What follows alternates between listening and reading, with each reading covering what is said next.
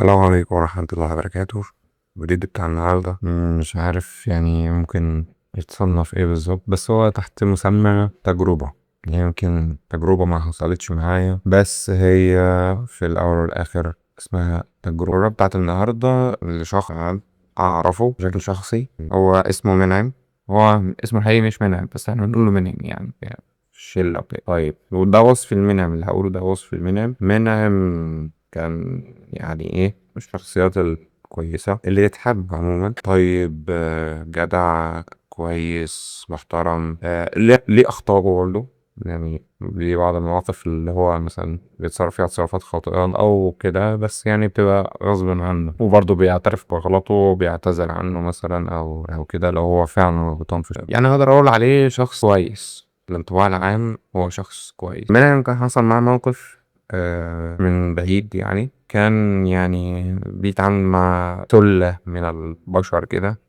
ربنا يهديهم. كان حصل الخلاف، عملوا له مشكلة ومش عارف، راح ان هو كان يعني عملوا له حوار من ما فيش، بس منعم وقتها اللي هو كان زي اللي مش عارف يتصرف. مش عارف وقتها الصراحة كان منعم بالنسبة له الموقف مصنفه ازاي، بس يعني خلينا نقول ان هو ما كانش في ايده حاجة يعملها، يعني حاول ان هو ينقذ الموقف، بس ما فيش، ما نفعش اي حاجه. هو يمكن دخل في فتره كده، خلينا نقول فتره اكتئاب شويه، ناتج عن الضرر اللي حصل له او الموقف اللي حصل بيه اللي حصل معاه. بس يعني ايه، حاولنا نخليه يرجع لطبيعته، وان هو الموضوع ما يأثرش فيه، او ان يعني يرجع يتعايش. تمام. خليني اصنف الموقف بتاع منعم لثلاث حاجات. منعم كان من ضمن الحاجات الأخطاء اللي كان بيعملها من وجهة نظري أنا، تمام، إن هو ما كانش عامل حدود، أو ما كانش عامل زي خلينا نقول ما كانش عامل لنفسه كينونة. تمام. كان كل ما حد مثلا يعوزه في حاجة أو كده عادي دي بيعمل، حتى لو هيجي على نفسه مثلا، أو يتأخر على حساب حاجة لحسابه هو أو حاجة تبعه هو. تمام. ما كانش عنده أدنى مشكلة. كان بيعمل ده من دافع محبة أكتر. هو يعني هيساعد غيره والحاجات الجميلة دي كلها. تمام. بس ما حطش ليميت، ما حط فيش ليميت بتحط بحيث ان هو ما يخلوش يجي على نفسه زيادة عن اللزوم. كمان حاجة ان هو برضو ما قدرش وقت نفسه. تمام.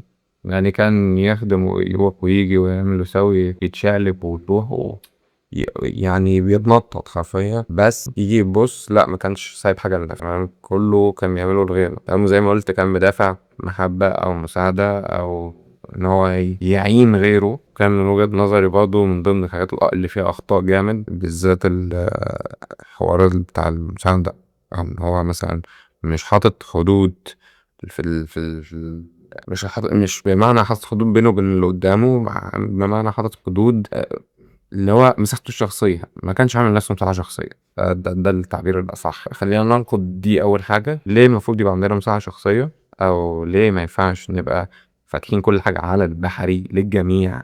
تمام. لأن في طبعا ناس أكيد هيستعملوا الحوار ده غلط، أو هيستغلوه غلط، وده بالفعل بعض الناس كانوا بيعملوه مع منها. يعني من الحاجات اللي كان بيحكيها لنا شلة، يعني إن هو كان مش عارف باين اللي كان مش عارف يرن عليه في الفجر، حاجات غريبة كده وحاجات عجيبة. هو مني معانا في الكلية، يعني معانا في الكلية كان الحوار اوفر احيانا. تمام. كان ساعات احيانا بيرنوا عليه صح من النوم، يعني ده ابسط حاجة انا بقولها، او ابسط الحاجات اللي انا فاكرها، يعني من اللي حكاها يعني. الحوار اللي انك مش حاطط مساحة شخصية ده بيخلي غيرك يخترق مساحتك. تمام. او ياخد حق مش حقه. تمام. او ان هو زي ايه، كأنه بيمن عليك ان هو انا يعني لا انت لازم تخدمني. لازم هي كانت يعني الفكرة كلها كانت ان انت بتساعد تطوع منك بوقتك وبمجهودك. تمام. فبقى لا، بقى اجبار عليك. فده ليه؟ عشان انت ما حطيت مساحة شخصية. تمام. ما حطيتش حدود ان هو لا يا جماعة، ده الليميت بتاعي. تمام. كل ما فوقيه انا ماليش دعوه بيه، كل ما تحتيه انا تمام. يعني انت لو هنقيسها مثلا، خلينا نقول ان منعم كان الليميت بتاعه 100. تمام. فلو حاجه اقل من 100، تمام، او مساعده اقل من 100، تمام، فكانت بالنسبه له طبيعيه، يعني مش هتاثر عليه. يمكن كتر المساعدات الكتيرة ممكن يستنزفه او يخليه مش عارف يعمل حاجة لنفسه، او مش عارف يركز حتى مع نفسه. تمام، وده حاجة هنناقشها برضو يعني، هنجيلها دلوقتي. الاباف 100 ده ما كانش حاجات ينفع يعملها. تمام، كان المفروض يا اما يعتذر، يا اما مثلا ايه اللي هو هو ابسط حل يعتذر. وعلى فكره دي حاجه مش ما تضايقش يعني، ان هو انت لو حاجه مش في مقدرتك ان انت تعملها، اعتذر للشخص وقول له والله دي مش في مقدرتي. هيزعل، تمام، مش في ايدك، في ايدك خالص. تمام، لكن انت تيجي على نفسك على حساب غيرك، او يعني عشان غيرك، لا. يعني انت اللي هترجع تندم، اللي هو تقول انا قلت اساعده واجي على نفسي، بس مش هيعود عليك بحاجه. تمام، هيعود عليك بثواب وهيعود عليك بكل حاجه حلوه، بس برضه في الاول والاخر انت ليك طاقه المفروض تخليها لنفسك، مش كل حاجه سداح مداح على البحر. فخلينا نكمل. كانت ان انت تحط ليميت او حد، او خلينا نقول اقصى طاقه بالنسبه لك. تمام، ده كان المفروض منعم يعملها. ليه؟ عشان محدش يجي يقول له ساعدني في حاجه معينه وهي بره طاقته، او هتستنزف من طاقته جامد. تمام، فبالتالي يضطر ان هو لما يجي يعوز طاقه لنفسه هو مش هيلاقي. تمام، وده كان فعلا بتحصل له كتير، ان هو كان يجي يقول لنا يا جدعان أنا مش عارف فلان الفلاني، او ما كانش يقول اسامي يعني. كان يقول شخص سألني مثلا قال لي اعمل لي كذا كذا كذا كذا، انا رحت ساعدته، بس جيت في الاخر بعد ما خلصت مثلا الحاجه اللي هو كان بيعملها، لو هو كان في ايده حاجه اصلا بيعملها، كان بيذاكر او كده، كان طبعا بيسيب المذاكره اللي في ايده ويروح ايه يخلص حاجه الناس، وبعد كده يرجع يكمل اللي بيعمله. طبعا كان بيجي يرجع ما بيلاقيش طاقة خالص، كان يبقى خلاص فصل. تمام، فده كل ده ليه؟ عشان ما قالش او ما اعتذرش عن مساعدة غيره.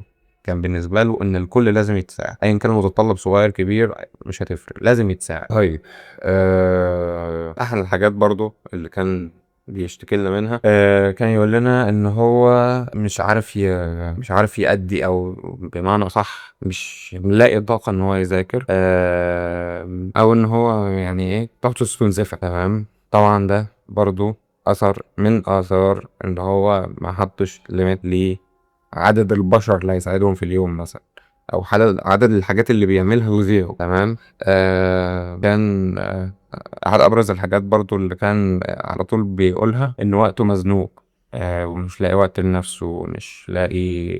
هي ابرزها يعني حاجات كلها مشتقه من بعض. يعني انت هتيجي تبص هتلاقي انك لو جمعت كل الحدود دي مع بعض هتطلع للسبب الرئيسي اللي هو كان بيجي على حق نفسه. تمام، ف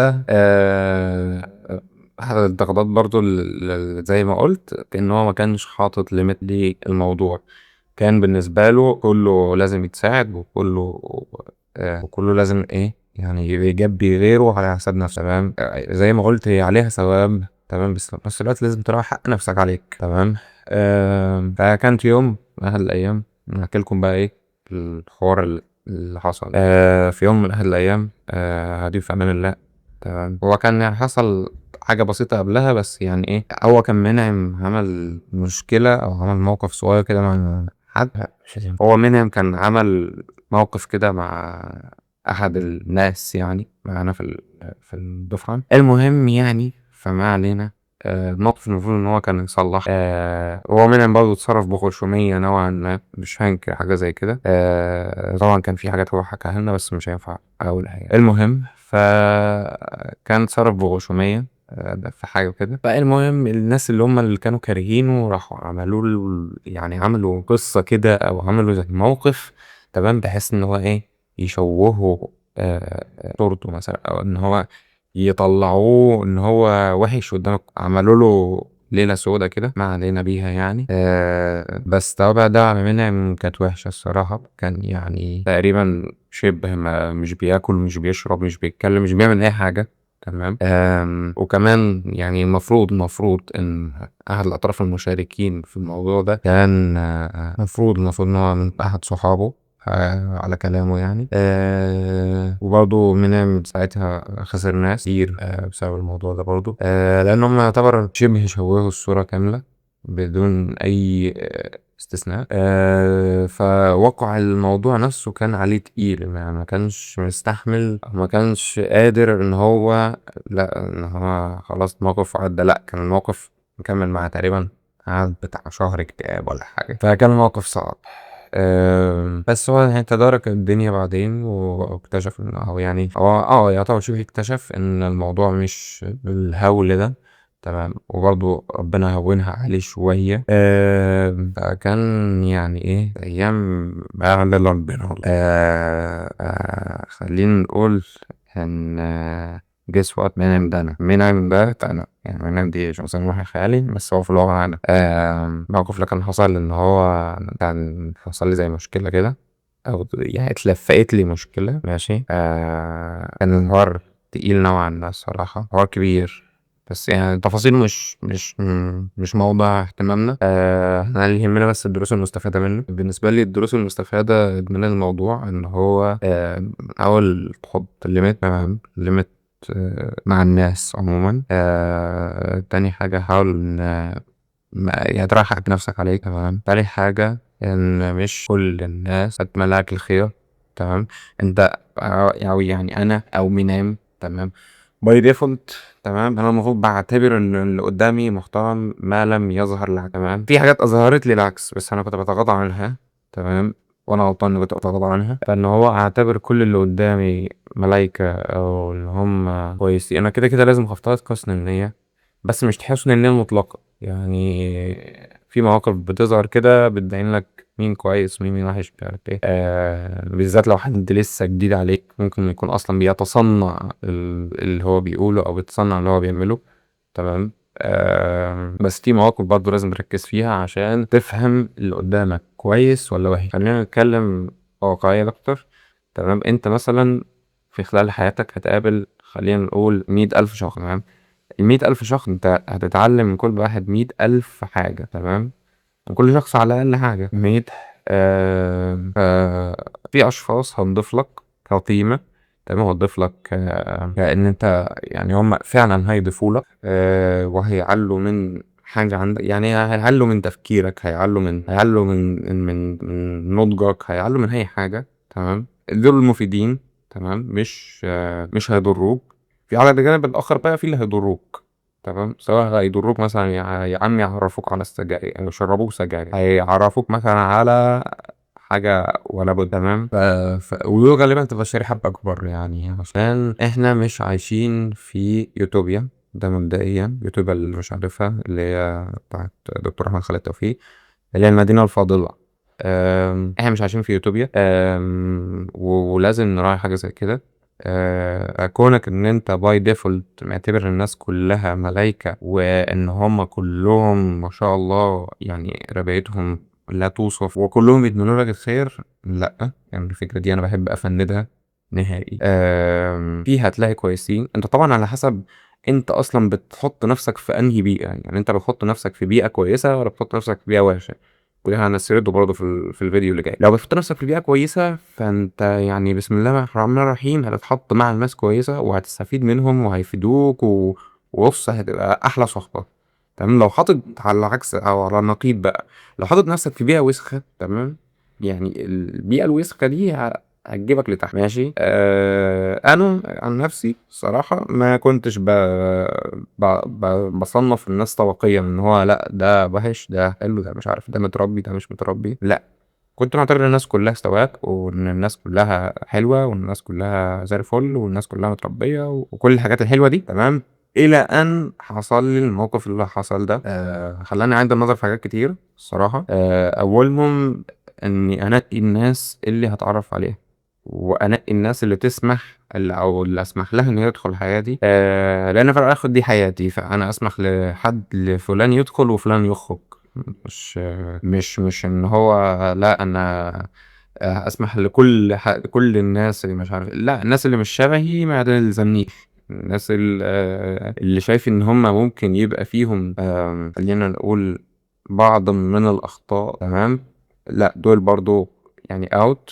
مش هسمح لهم يدخلوا حياتي، تمام. لان بشكل او اخر هيأثروا عليا فبيبوظوا لي جزء في حياتي، فبالتالي اطلع ارجع انا اعيده من الاول او ان انا لسه بقى اصلح الجزء ده تاني، فهوجع دماغي على الفاضي. انا دي كلها بقولها كنتائج للحوار اللي حصل، تمام، او الحاجات اللي بقيت مدركة بعد الحوار اللي حصل. ف يعني ما علينا. فبقيت ان هو بصنف لا انت كويس انت تدخل على طول، انت مش كويس لا انت نص نص تحت الاختبار لسه ماشي، هنشوف انت كويس ولا وحش، وعلى الاساس ده هتروح يا تطلع بره حياتي يا تفضل في حياتي. تمام.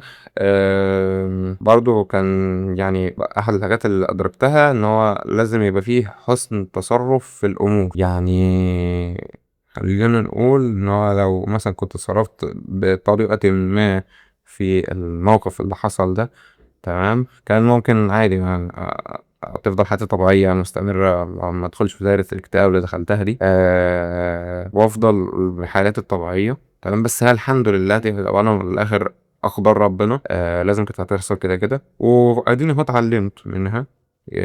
علمت جامد كمان. وكانت يمكن مع الوقت ادركت ان الموضوع هو ده الخير ليا، وكده كده كل اقدار المؤمن خير. تمام. هنناقش الموضوع اللي جاي ان شاء الله يعني في الفيديو اللي جاي. انا طبعا زي ما قلت ان منعم او انا يعني خسرت ناس او وكسبت ناس برضه عشان ما ننكرش، لا يعني عشان ما نبينش الجانب الوحش بس.